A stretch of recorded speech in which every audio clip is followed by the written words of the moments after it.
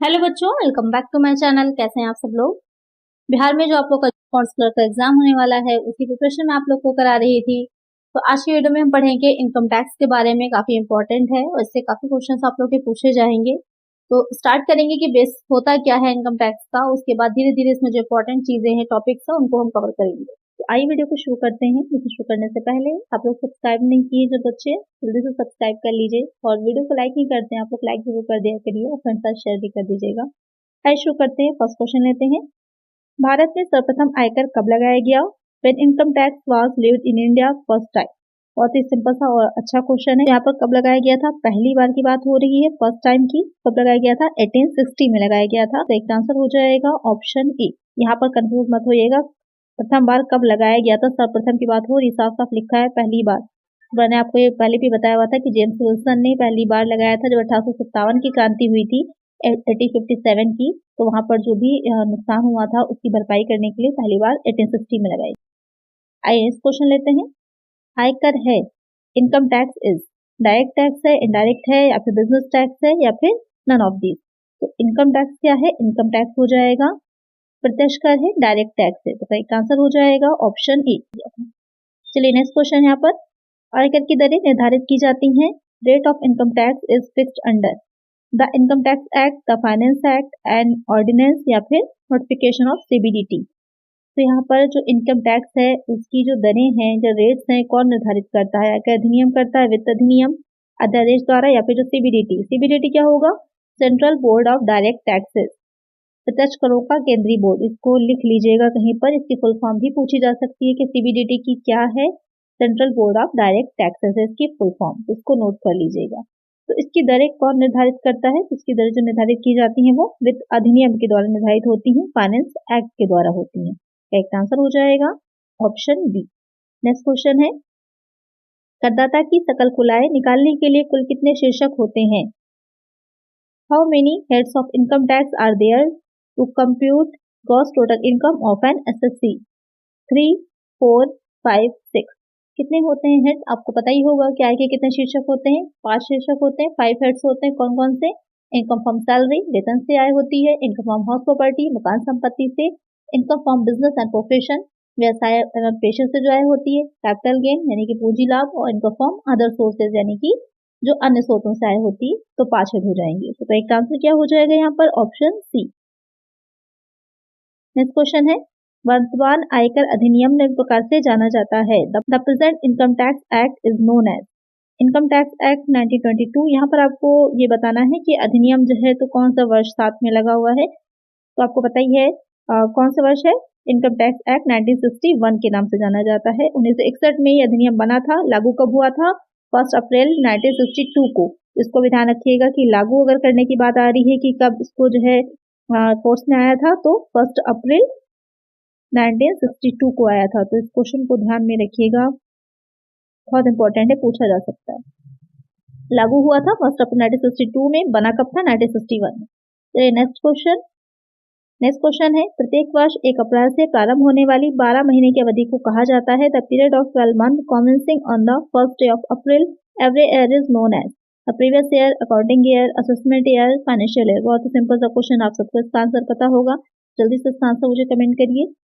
चलिए next question लेते हैं। आय की परिभाषा है। The definition of income is inclusive, exhaustive, complex, simple.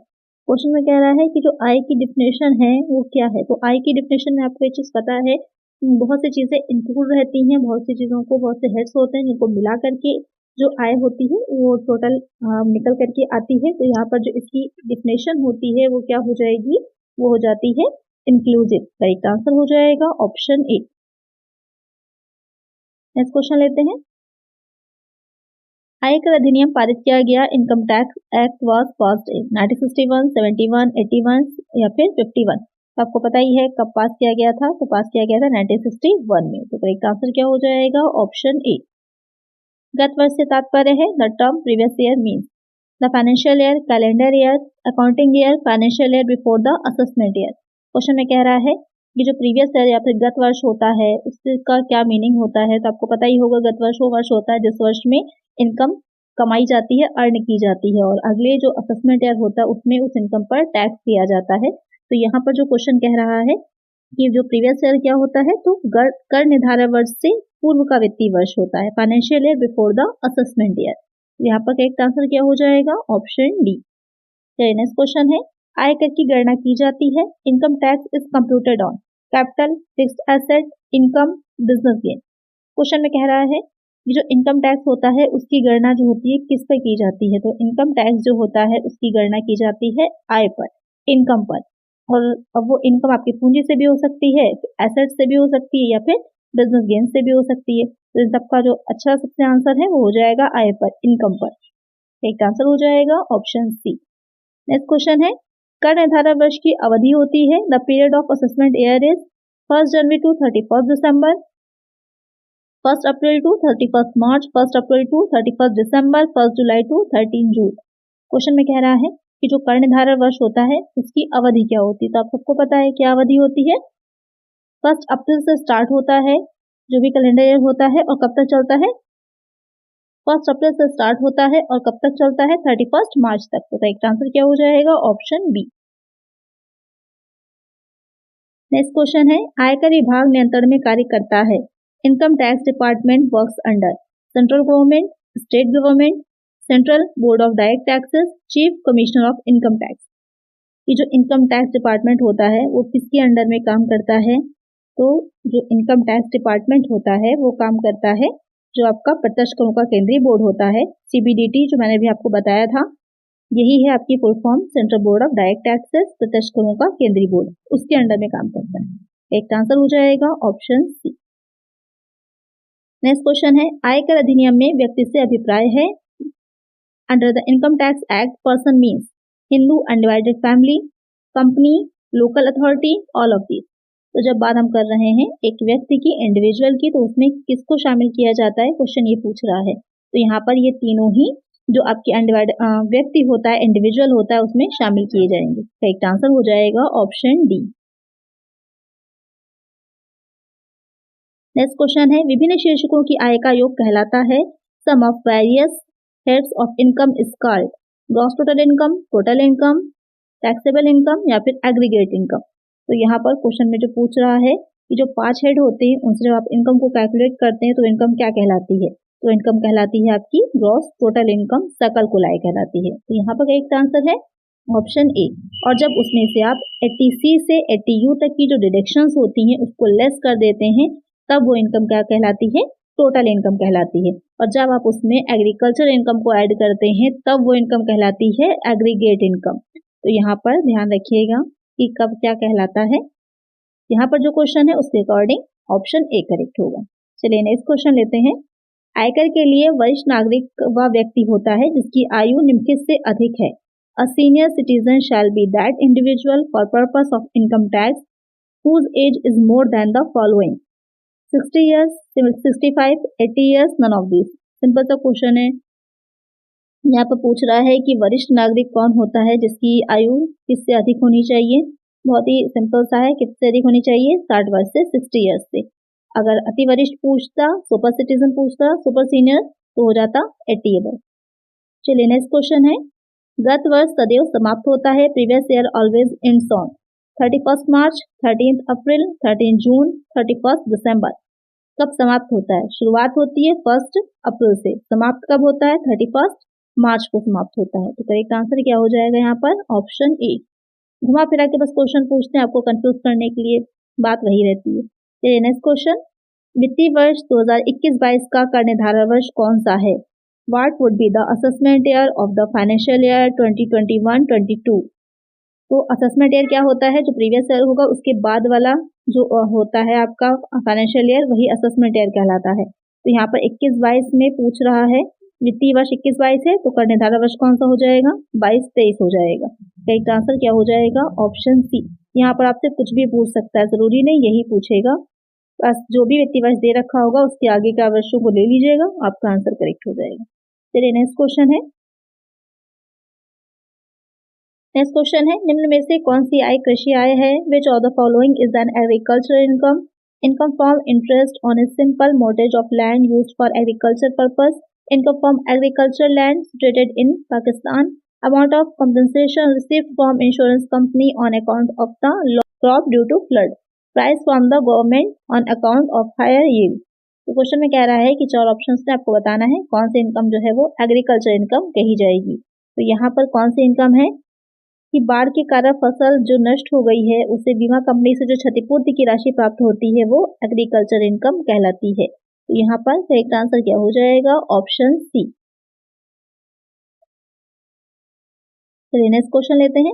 कृषि भूमि से प्राप्त किराए की आय है income from the rent of agricultural land is agriculture income, casual income, business income, professional income. एक क्वेश्चन कई बार आया हुआ है अलग अलग एग्जाम्स में। तो कृषि भूमि से जो प्राप्त किराए की आय होती है उसे क्या कहते हैं? वो कहलाती है एग्रीकल्चर इनकम ही होती है। यानी कि जो भी एग्रीकल्चर लैंड है अगर उसे रेंट पे दिया गया है उससे जो इनकम होगी तो एग्रीकल्चर इनकम में ही शामिल की जाती है। तो ये कुछ इनकम ऐसी होती हैं जिसमें से कुछ एग्रीकल्चर आती हैं, कुछ आपकी बिजनेस इनकम मानी जाती हैं। तो यहाँ पर क्या होता है कि पार्टली एग्रीकल्चर हो जाती है, पार्टली बिजनेस हो जाती है, लेकिन कुछ पूरी तरह से एग्रीकल्चर इनकम ही मानी जाती है। तो यहाँ पर ये इनकम पूरी तरह से एग्रीकल्चर इनकम है। चलिए नेक्स्ट क्वेश्चन है।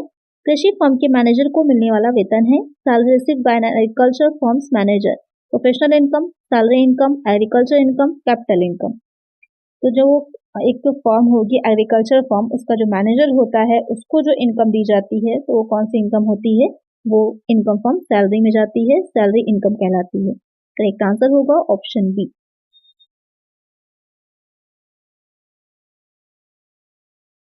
नेक्स्ट क्वेश्चन है। निम्न में से कौन सी कृषि आय है? Which of the following is an agriculture income. अब आपको बताना है कि इसमें से कौन सी इनकम जो है वो एग्रीकल्चर इनकम है।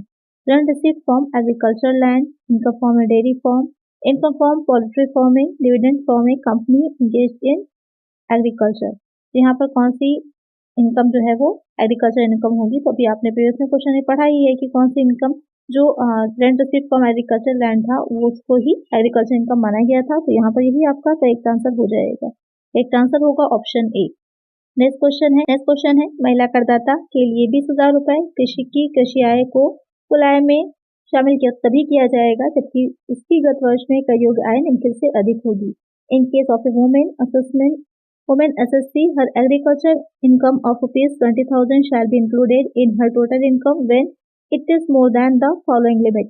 अब आपको बताना है कि 20,000 रुपए की एक कृषि आय है लेकिन उससे महिला करदाता जो है उसकी आय में तब शामिल करेंगे जब उसकी कितनी कर योग्य इनकम से अधिक होनी चाहिए। तो वहाँ पर कितनी थी? यहाँ पर सिर्फ महिला करदाता बताया है, कुछ एज नहीं बताया है। तो आपको पहले ही बताया था कि अब मेल फीमेल वाला कोई इशू नहीं होता, पहले रहता था कि अलग अलग होती थी। तो यहाँ पर कितना हो जाएगा? 2,50,000 ही इनका भी आएगा। तो 2,50,000 से अबव जब होगी तभी उसको शामिल किया जाएगा। एक आंसर हो जाएगा ऑप्शन सी। नेक्स्ट क्वेश्चन है। भारत में चाय के उत्पादन एवं निर्माण से आय का प्रतिशत भाग कृषि आय होता है। Percentage of income from growing and manufacturing tea in India is considered as agriculture income 50%, 60%, 65%, 70%। तो क्वेश्चन में कह रहा है कि चाय के उत्पादन एवं निर्माण में कितना भाग जो होता है वो एग्रीकल्चर इनकम माना जाता है। तो मैंने ऐसे बताया था कि कुछ होती हैं ऐसी जो आंशिक होती हैं, पार्टली होती हैं कि वो एग्रीकल्चर इनकम होगी, बाकी क्या हो जाती है? बिजनेस इनकम हो जाती है। तो यहाँ पर जो चाय का जो टी होती है उसका मैन्युफैक्चर किया जा रहा है, उसको ग्रो किया जा रहा है, फिर मैन्युफैक्चर हो रहा है। तो उसमें एग्रीकल्चर इनकम का जितना पार्ट रहता है वो हो जाता है 60%, बाकी का 40% क्या हो जाती है? बिजनेस इनकम होती है। एक आंसर हो जाएगा ऑप्शन बी। नेक्स्ट क्वेश्चन है।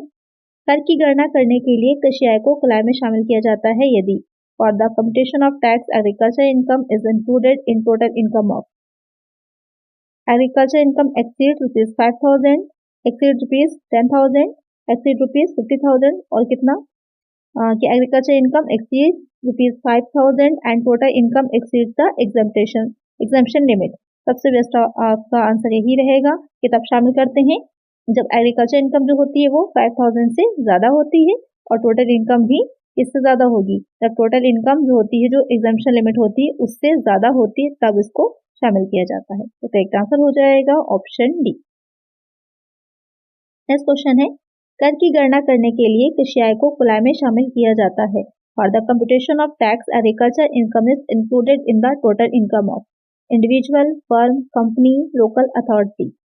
क्वेश्चन में कह रहा है कि टोटल इनकम की गणना करने के लिए कृषि आय को जब हम आय की गणना कर रहे होते हैं तो वहां पर कुल आय में जो कृषि आय होती है किसकी उसमें आय में ऐड करी जाती है, तो यहाँ पर किस में ऐड करेंगे हम, जो एक व्यक्ति होता है, इंडिविजुअल होता है, उसकी इनकम में। तो एक आंसर हो जाएगा ऑप्शन ए। नेक्स्ट क्वेश्चन है, भारत में कॉफी उगाकर एवं उसको संसाधित करके बेचने से आय का प्रतिशत भाग कृषि आय होता है। Percentage of income from the sale of coffee grown and cured in India is considered as agricultural income. 50%, 60%, 70%, 75%। जैसे कि अभी आपने टी के बारे में देखा था, 60% क्या था, एग्रीकल्चर थी, 40% क्या था, बिजनेस इनकम थी। यहाँ पर कॉफी की बात हो रही है, तो कॉफी के लिए अगर उसको उगाकर और संसाधित करके यानी ग्रो किया जा रहा है और क्योर किया जा रहा है और उसको सेल किया जाता है, तो यहाँ पर कितनी इनकम एग्रीकल्चर इनकम हो जाती है, वो हो जाएगी 75%। 75% एग्रीकल्चर इनकम है, 25% बिजनेस इनकम है। ध्यान में रखिएगा, दोनों में से कोई भी पूछ सकता है। अब सेम वैसा ही क्वेश्चन है, लेकिन यहाँ पर साथ में क्या हो रहा है, संसाधित करने के बाद उसको भूनकर एवं पीस कर बेचा जा रहा है, तो वहां पर व्यावसायिक आय कितनी होगी। तो यहाँ पर दो चीजें और ऐड हो गई कि ग्रो किया गया, क्योर किया गया, रोस्टेड और ग्राइंड करने के बाद अगर उसको सेल किया जा रहा है तो कितनी बिजनेस इनकम है। यहाँ पर आपसे बिजनेस इनकम पूछी है, तो ऐसे सिचुएशन में क्या होता है, 40% जो होती है वो बिजनेस इनकम होती है, यानी कि 60% क्या है, एग्रीकल्चर इनकम, 40% बिजनेस इनकम। ये नोट कर लीजिएगा, अच्छा क्वेश्चन है, एग्जाम में पूछा जा सकता है, तो कंफ्यूज ना हो आप लोग, तो इसको नोट कर लीजिएगा, इसीलिए मैंने इसको शामिल किया कि पूछा जा सकता है। चलिए नेक्स्ट क्वेश्चन है, भूमि से संबंधित परंतु कृषि आय नहीं है, income from land but not agriculture income, income from self grown grass, income from fisheries, income from mining royalties, all of these. यहाँ पर क्वेश्चन जो कह रहा है कि कौन सी इनकम जो है तो लैंड से रिलेटेड लेकिन उसको एग्रीकल्चर इनकम नहीं माना जाता, तो कौन सी हो जाएगी, ये तीनों ही इनकम क्या है, एग्रीकल्चर इनकम नहीं मानी जाती है, तो एक आंसर हो जाएगा ऑप्शन डी। नेक्स्ट क्वेश्चन है, भारत में रबड़ उगाकर एवं उससे लैटेक्स बनाकर बेचने से आय का प्रतिशत भाग कृषि आय होता है। Percentage of income from the sale of rubber is grown and manufactured taxes in India is considered as agriculture income. 45%, 50%, 55%, 65%। तो जितने भी मोस्टली होती है मैंने सभी इंक्लूड कर ली हैं अलग अलग क्वेश्चंस में। यहाँ पर रबड़ की अगर बात करी जा रही है तो उसमें यहाँ पर पूछा है एग्रीकल्चर इनकम होती है, क्या हो जाएगा करेक्ट आंसर, 65%। 65% क्या होती है, रबड़ के की बात अगर हम करें तो एग्रीकल्चर इनकम होती है, बाकी का 35% बिजनेस इनकम हो जाएगी। तो आई होप आपको समझ में आ गया होगा कि एग्रीकल्चर इनकम क्या होती है, उसे कैसे शामिल किया जाता है इनकम में। आज की वीडियो में इतना ही। आई होप आपको वीडियो अच्छी लगी होगी, क्वेश्चन समझ में आए होंगे। वीडियो अच्छी लगी है तो लाइक कर दीजिएगा और चैनल को सब्सक्राइब कर दीजिएगा और फ्रेंड्स के साथ शेयर कर दीजिएगा। मिलते हैं नेक्स्ट वीडियो में। Thank you.